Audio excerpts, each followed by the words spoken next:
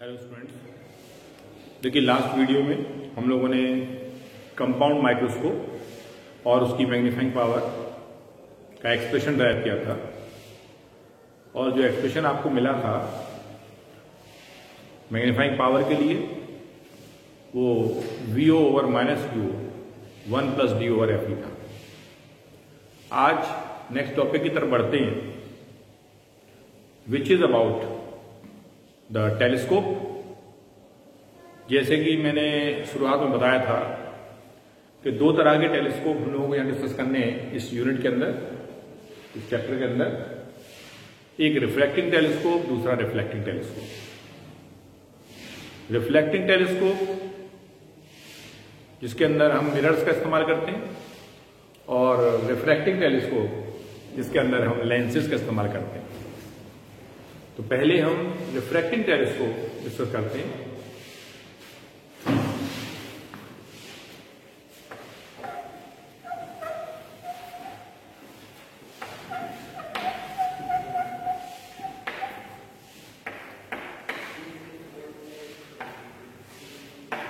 Refracting telescope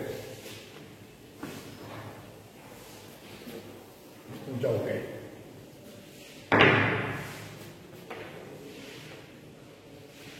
refracting telescope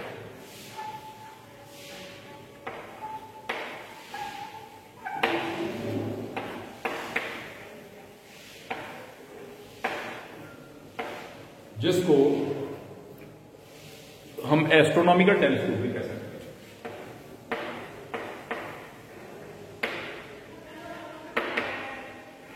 astronomical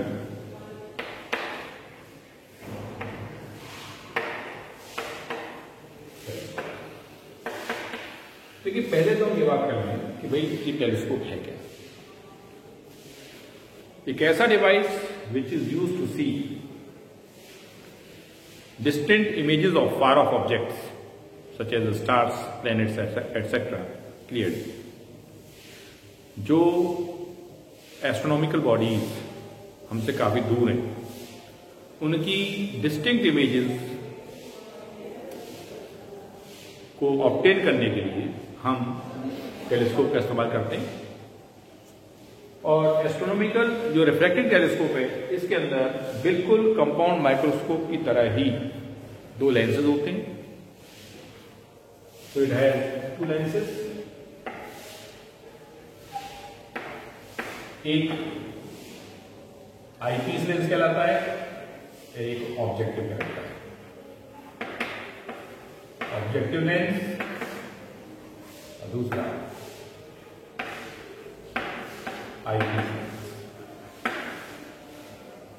objective lens मतलब वो lens जो ऑब्जेक्ट की तरफ है, which is towards the object. और इसका जो साइज होता है और फोकल लेंथ होता है वो लार्ज होता है।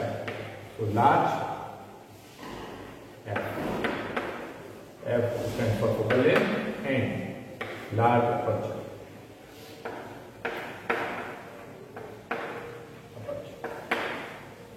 उसी तरीके से जो आई लेंस है, आई लेंस का साइज छोटा होता है, साथ में फोकल लेंथ भी शॉर्ट होती है। सो शॉर्ट फोकल लेंथ,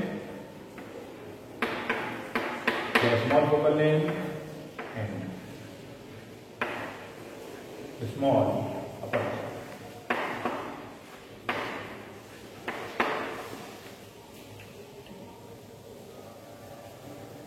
देखिए, जैसे कंपाउंड माइक्रोस्कोप के अंदर ऑब्जेक्टिव लेंस का साइज छोटा था, यहां पर टेलीस्कोप में ऑब्जेक्टिव लेंस का साइज बड़ा है। ठीक है, और साथ में फोकल लेंथ भी ज्यादा है। दो केसेस हम यहां पे इमेज फॉर्मेशन के देखेंगे। पहला केस होगा when the final image is formed at infinity, जिसे हम बोलते हैं नॉर्मल एडजस्टमेंट। तो केस फर्स्ट जो हम डिस्कस करने जा रहे हैं, which is about when the final image is formed at infinity. When final image is formed at infinity.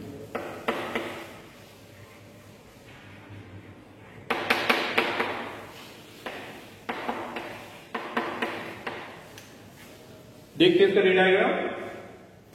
तो देखो रे डायग्राम बिल्कुल थोड़ा सा एक बात ध्यान रखिएगा कि जैसे हमने कंपाउंड माइक्रोस्कोप में आपसे कहा था कि लेंसेज को एक एक करके लें, पहले लेंस के द्वारा पहले इमेज फॉर्मेशन दिखाएं, फिर दूसरा लेंस लें, उसके द्वारा फाइनल इमेज फॉर्मेशन दिखाएं। ऐसा बिल्कुल ना करें कि दोनों लेंसेज को आप एक साथ बना दें और फिर उसके बाद में आपको प्रॉब्लम क्रिएट हो, उसका सॉल्यूशन कुछ नहीं है, दोबारा आपको बनाना पड़ेगा। उससे बचने के लिए do it one by one. तो अगर मैंने पहला लेंस लिया, दोनों ही लेंस कॉन्वेक्स होते हैं, ये मैंने इसकी एक्सिस बना दी और ये optical centre C1, this we call as objective lens. Objective lens. Suppose करिए ऑब्जेक्ट कहीं इन्फिनिटी पर है, ऑब्जेक्ट समवेयर है, तो इन्फिनिटी से जो आती हुई रेज है वो कुछ ऐसे लाइक दिस, ठीक है। These rays are coming from infinity, making an angle alpha with the axis. ये रे जहां जाके मिली वहां पे इमेज फॉर्मेशन हुआ और वो जो इमेज बनी वो थी A dash B dash. A dash B dash is the image form. अब हमें दूसरा लेंस रखना है, तो दूसरे लेंस को हम कहां रखें? ऑब्वियसली दूसरा लेंस हमारा थोड़ा छोटा होने वाला है, लाइक दिस, क्योंकि हम जानते हैं कि जो फोकल लेंथ है वो भी इसकी स्मॉल है और जो साइज है वो भी इसका स्मॉल है, ठीक है। तो अगर हम इसको फर्दर प्रोसीड करें,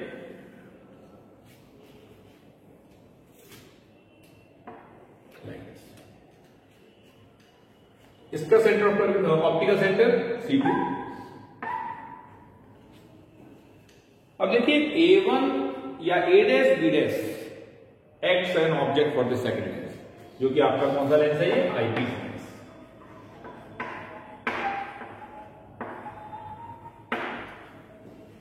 और फाइनल इमेज बनाने के लिए C2 और A डैश को मिलाते हुए एक लाइन खींच दीजिए, स्ट्रेट लाइन, और इसको पीछे भी प्रोड्यूस करें like this. In the same manner here also, इनको भी आप पैरेलल लाइन बना करके पीछे प्रोड्यूस कर दीजिए और इसे आगे आप प्रोड्यूस कर सकते हैं। You are seeing the image from this side and the final image is formed at infinity. So image at infinity। यहां पर कह सकते हैं ऑब्जेक्ट एट इंफिनिटी, ठीक है। यहां ऑब्जेक्ट इंफिनिटी पे था और इसने इमेज कहीं इंफिनिटी पे बनाई होगी, ठीक है। अब अगर हम डिस्टेंसेस की बात करें तो पहले लेंस ने जहां इमेज बनाई वो फोकस पे बनाई, इस पॉइंट को हम कह सकते हैं FO, means focus for objective. और इसी तरीके से यहां से लेके यहां तक की जो दूरी हो गई वो कितनी हो गई? स्मॉल FO, इसको कह देंगे focal length for the objective lens. अब अगर हम जो दूसरा लेंस है इसको देखें तो यही ऑब्जेक्ट इसके लिए, यही जो इमेज बना है ये इसके लिए ऑब्जेक्ट पे काम कर रहा है और फाइनल इमेज कहां बना रहा है? इंफिनिटी पे। ये कब संभव होगा? ये केवल जब संभव होगा जब ये ऑब्जेक्ट जो इसके लिए कंसीडर हम कर रहे हैं ये इसके फोकस पे लाई करे, when it lies on the at the focus. So कह सकते हैं कि ये पॉइंट हमारा क्या होगा? FE। तो FO और FE दोनों ही कोइंसाइड कर रहे होंगे यहाँ पे, वो था कोइंसाइडिंग वन अनदर। इसका मतलब यहां से जब डिस्टेंसेस की बात करेंगे, ये डिस्टेंसेस जो हो गए दिस इज FE। ये डिस्टेंस हमारा कितना हो गया? FE हो गया, ठीक है। अब जरा देखते हैं इसकी मैग्नीफाइंग पावर। ये तो इसका कंप्लीट रे डायग्राम है। Now for magnifying power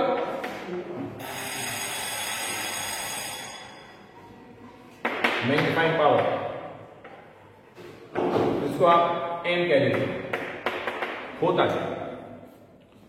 It is simply defined as the ratio of the angle subtended by the image